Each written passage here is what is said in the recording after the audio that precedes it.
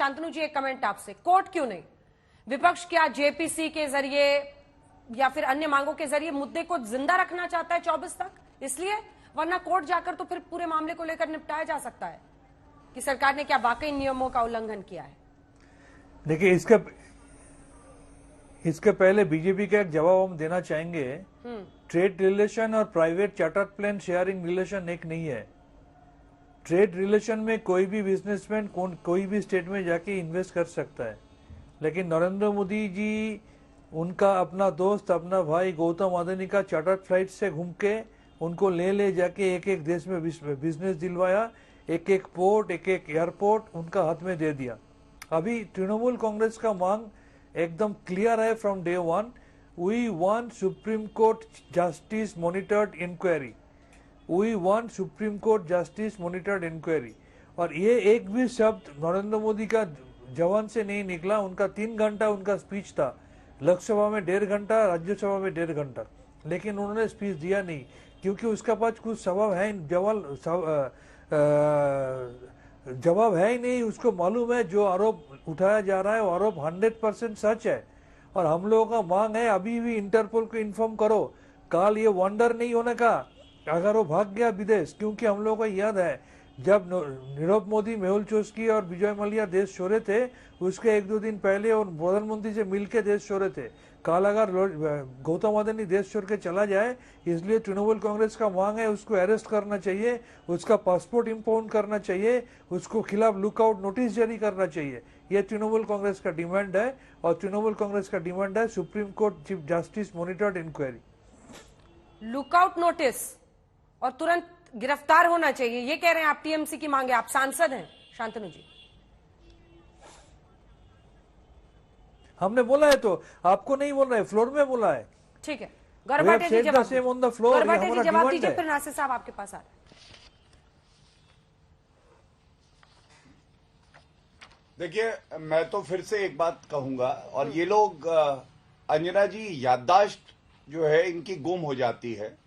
दिसंबर 2021 में ममता बनर्जी की एक तस्वीर है गौतम अदानी के साथ, और 10,000 करोड़ का निवेश पश्चिम बंगाल में आया। अगर ये समूह खराब है और गौतम अदानी ने गलत किया, सबसे पहले तो ममता बनर्जी को तुरंत वो करार रद्द करना चाहिए और एफआईआर लिखवाना। मैं संविधान की थोड़ी सी बीच में ना बोले, प्लीज बीच में ना बोले, प्लीज बीच में ना बोले, प्लीज बीच में ना बोले। शांतनु जी, मैं अपनी आपसे बारी जवाब ले में लूंगी, बोलिए, पूरी अच्छा पूरी लगेगा, कर दर्शकों को सुनने दीजिए जो भी हम कह रहे हैं। हाँ। अंजना जी, जैसा मैंने आपको उदाहरण दिया छत्तीसगढ़ का, राजस्थान का, झारखंड का और अब पश्चिम बंगाल का भी दे रहा हूं। संविधान ये लोग पढ़ें, उसमें एक शेड्यूल 7 है, और आपको मालूम है लॉ एंड ऑर्डर, और कोई भी अगर अनियमितता हुई है, कानून तोड़ा गया, उसके लिए एफआईआर दर्ज करना ये स्टेट पुलिस का काम है।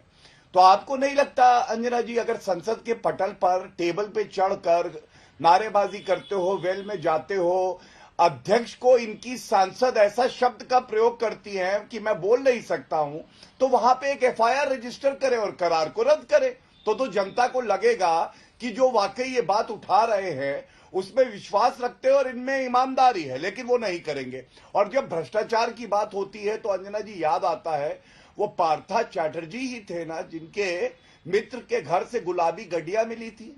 वो गुलाबी गड्डियों का पहाड़, और भ्रष्टाचार हुआ अभिषेक बनर्जी पे, तो खुद भ्रष्टाचार के ऊपर एक मुकदमा दर्ज है और पूछताछ चल रही है। प्लीज बीच में मत बोलिए, प्लीज बीच में मत बोलिए, प्लीज बीच में मत बोलिए, जी के खिलाफ सवाल। अंजना जी, गलत बात है, मैं इतना ही कह सकता। ठीक है शांतनु जी, घबरा क्यों जाते हैं? ठीक है, वो पूरा क्या कर ले। तर्क की धार बहुत ज्यादा थी क्या?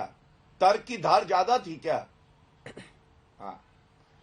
और इसी के साथ अंजना जी मैं एक बात और कहूंगा, देखिए फिर से स्पष्ट हो जाना चाहिए कि आप ये नहीं कर सकते हैं। प्लीज शांतनु जी, आपका ऑडियो भी नहीं जा रहा है सर, जिसका नाम है वही बोलेगा। मैं बारी बारी से सबको मौका दूंगी, आपको भी मौका दूंगी। मैंने पूरी कीजिए अपनी बात गौरव जी, उसके बाद नासिर साहब आ रहे हैं। पार्था चैटर्जी के खिलाफ तो कह रहे कार्रवाई करी, निलंबित किया। मैंने तो आज तक वो आदेश देखा नहीं है, लेकिन अभिषेक बनर्जी भी तो भ्रष्टाचार के आरोप में लिप्त हैं, ईडी की जांच भी चल रही है, तो उसको पार्टी से निकाल दीजिए। वो तो उपाध्यक्ष है पार्टी का, जो मुझे पता है। ये क्या दिखाता है अंजना जी, ये लोग खुद सारे भ्रष्टाचारी हैं। और कोई ईमानदार व्यक्ति अगर आगे बढ़ता है तो इनको जलन होती है, ईर्ष्या होती है। और इस तरह के आरोप लगाना अनर्गल बिना तथ्यों के, ये राहुल गांधी का वायरस है।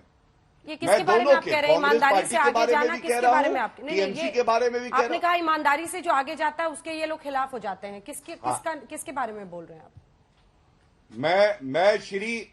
मैं श्री नरेंद्र मोदी जी जिस तरह से मेहनत करके जमीन से उठे हैं, जनता का विश्वास जीता है, देश के प्रधानमंत्री बने हैं, तो इन लोगों को दर्द स्वाभाविक है। और ये सारे जब मिल जाते हैं तो भी नरेंद्र मोदी जी शेर की समान जब दहाड़ते हैं तो ये लोग चूहे बन जाते हैं, और इसीलिए इन्हें दर्द होता है। वरना मेरे सवाल का उत्तर अंजना जी अगर आप ले लें, वो रूल इसी चैनल पे कोट करें, और जो कांग्रेस शासित राज्य में करार हुआ है उसको रद्द क्यों नहीं करते हैं, क्या ये पूछा नहीं जाना चाहिए? और अंत करूंगा, सर्वोच्च न्यायालय में अब ये मामला लंबित है। आपकी ही मांग थी कि सर्वोच्च न्यायालय के जज के द्वारा एक जो है जांच होनी चाहिए। आज सर्वोच्च न्यायालय तय कर देगा। सरकार ने खुद ये कहा है कि हम एक कमेटी का गठन करेंगे, वो नाम सर्वोच्च न्यायालय के समक्ष रखेंगे। तो अब इनको सर्वोच्च न्यायालय पे विश्वास क्यों नहीं है?